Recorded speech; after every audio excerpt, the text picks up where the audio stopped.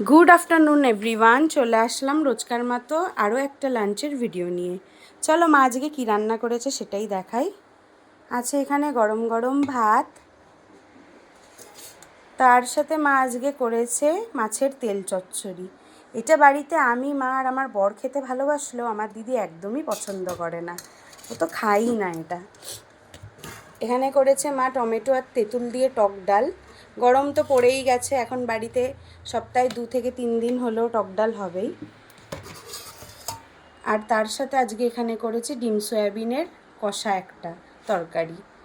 এই তরকারিটা করার শেষে না মা আজকে হঠাৎ দেখছে যে মা এটার মধ্যে আদা বাটা দিতেই ভুলে গেছে। তবে আদা বাটা ছাড়াও পেঁয়াজ রসুন লঙ্কা দিয়ে যে এত টেস্ট হয়, মানে না খেলে বুঝবে না। আমি তো টেস্ট করেছি তাই জানি।